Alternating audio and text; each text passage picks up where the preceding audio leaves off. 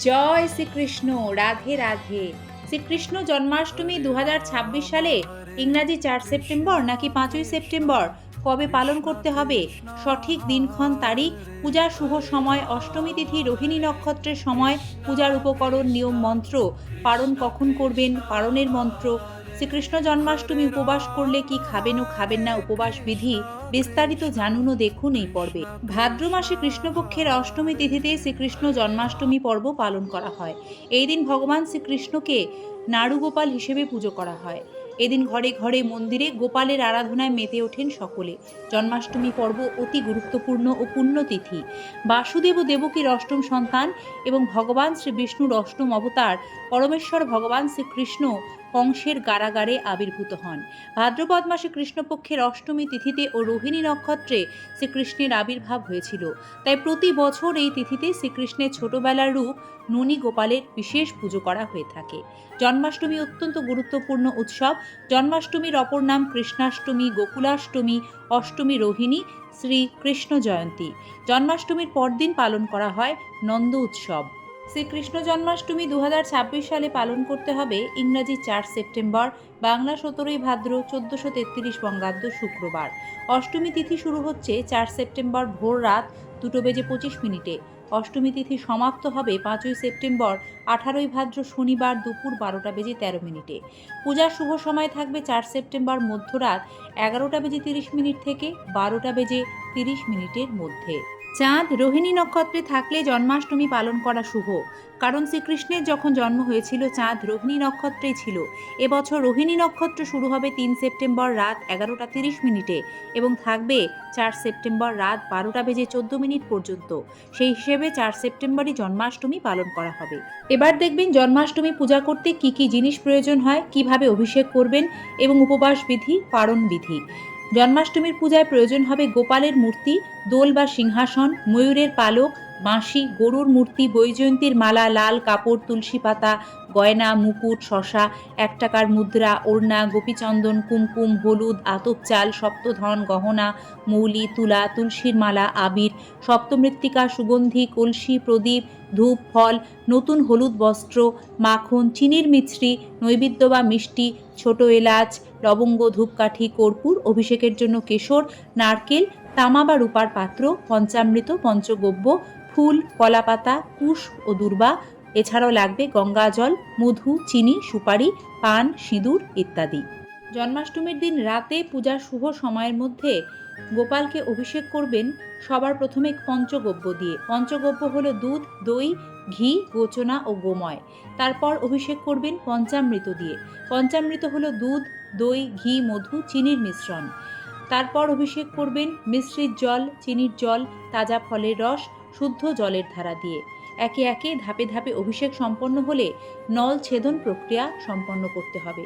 আর এর জন্য প্রয়োজন হবে একটি শশা। শশা ছাড়া কিন্তু জন্মাষ্টমীর পূজা অসম্পূর্ণ। কিভাবে নলছেদন করতে হয় শশা দিয়ে? জন্মাষ্টমীতে শ্রীকৃষ্ণের জন্মলগ্নে ডাঁটাযুক্ত শশা কাটার একটি বিশেষ ও প্রধান আধ্যাত্মিক তাৎপর্য রয়েছে। মধ্যরাতে শ্রীকৃষ্ণের জন্ম উদযাপনের সময় শশার ডাঁটিকে নারী অর্থাৎ মায়ের সাথে সন্তানের জুড়ে থাকার প্রতীক হিসেবে সেটিকে একটি মুদ্রা দিয়ে কেটে নলছেদন বা প্রতীকী জন্ম প্রক্রিয়া সম্পন্ন করা হয়। পুজোয় রাখা শশা মা দেবকীর গর্ভের এবং ডাঁটা নবজাতকের নারীর প্রতিনিধিত্ব করে। ঠিক রাত 12টায় শ্রীকৃষ্ণের জন্মের মুহূর্তে ছুরির বদলে একটি মুদ্রা বা 1 টাকার কয়েন দিয়ে শশার ডাঁটা বা অংশ কেটে মায়ের থেকে সন্তানের পৃথক হওয়ার মুহূর্তটি ফুটিয়ে তোলা হয় আধ্যাত্মিক তাৎপর্যের সাথে। নলছেদন ও পঞ্চামৃত দিয়ে স্নান অভিষেক সম্পন্ন হয়ে গেলে গোপাল ঠাকুরকে নতুন হলুদ রঙের বস্ত্র পরিধান করাবেন। ফুল মালায় সাজিয়ে তুলবেন, তুলসীপত্র, সাদা চন্দন সহযোগে অর্পণ করবেন, ধূপধুনো জ্বালাবেন, শঙ্খ, কাঁসর, ঘণ্টা বাজাবেন। ওম দেবকী নন্দন বিদ্মহে বাসুদেবায় ধীমহি তন্ন কৃষ্ণ প্রচোদয়াৎ এই মন্ত্র পাঠ করতে পারেন। এই দিন শ্রীকৃষ্ণ তথা লাড্ডু গোপালকে 56 ভোগ দেওয়ার বিশেষ রীতি আছে। একান্তই সেটা সম্ভব না হলে অবশ্যই এই দিন লাড্ডু গোপালের ভোগে রাখবেন মাখন, মিছরি, তালের বড়া, মালপোয়া, পায়েস, ক্ষীর, রাবড়ি, মোহনভোগ, নাড়ু অবশ্যই দেবেন। ভোগ নিবেদনের পর জন্মাষ্টমীতে 9টি পিষ্টদ্বীপ দ্বারা ভগবানকে আরতি করার বিশেষ প্রথা বা নিয়ম আছে। পিষ্টদ্বীপ কি? পিষ্টদ্বীপ হলো চালের গুঁড়ো, ময়দা, ঘি সহযোগে তৈরি প্রদীপ। এই প্রদীপ ঘি দিয়ে জ্বালাবেন এবং ভগবানের চরণে 4 বার, নাভিদেশে 2 বার, মুখমণ্ডলে 3 বার এবং সর্বাঙ্গে 7 বার ঠিক ঘড়ি যেভাবে ঘোরে সেইভাবে প্রদীপ ঘুরিয়ে ঘুরিয়ে আরতি করবেন। সবশেষে ভগবান শ্রীকৃষ্ণের প্রণাম মন্ত্র জপ করবেন, যা হলো হে কৃষ্ণ করুণা সিন্ধু দীনবন্ধু জগৎপতে গোপেশ গোপিকাকান্ত রাধাকান্ত নমস্তুতে নমো ব্রহ্মণ্য দেবায় গো ব্রাহ্মণ্য হিতায় চ জগদ্ধিতায় কৃষ্ণায় গোবিন্দায় নমো নমো। রাধারানীর পুজো ছাড়া ভগবান শ্রীকৃষ্ণের পূজা অসম্পূর্ণ, তাই জন্মাষ্টমীর পুণ্যদিনে শ্রীমতী রাধারানীর পূজাও করবেন। তার চরণে পুষ্প অর্পণ করে শ্রীমতী রাধারানীর প্রণাম মন্ত্র জপ করবেন, যা হলো তপ্তকাঞ্চন গৌরাঙ্গী রাধে বৃন্দাবনেশ্বরী বৃষভানুসুতে দেবী প্রণমামি হরিপ্রিয়ে। দর্শক বন্ধুরা, জন্মাষ্টমী ব্রত উপবাস পালন করে একাদশীর মতোই নিয়ম পালন করতে হয়। অর্থাৎ একাদশীতে যেমন 5 রকম রবিশস্য ও তার থেকে তৈরি কোনো রকম খাবার খাওয়া যায় না, তেমনি জন্মাষ্টমী ব্রত উপবাস পালন করে সেই দিন কিন্তু 5 ধরনের রবিশস্য ও তার থেকে তৈরি কোনো রকম খাবার খাওয়া যাবে না।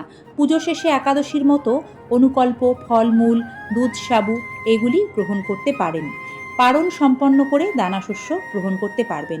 2026 সালে জন্মাষ্টমীর পালন করতে হবে 5ই সেপ্টেম্বর সকাল 9:32 মধ্যে।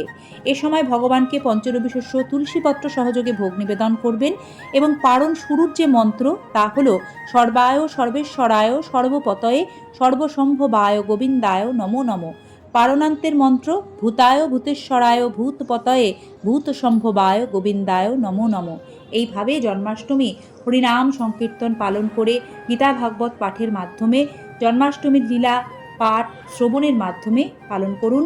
ভগবান শ্রীকৃষ্ণের কৃপা সকলেই লাভ করুন। হরে কৃষ্ণ কৃষ্ণ কৃষ্ণ হরে হরে, হরে রাম রাম রাম হরে হরে। সকলকে জানাই শুভ জন্মাষ্টমীর আন্তরিক প্রীতি ও শুভেচ্ছা। পর্বটি সম্পূর্ণ দেখার জন্য ধন্যবাদ ও নমস্কার। শ্রীকৃষ্ণ কৃপায় সকলের মঙ্গল হোক।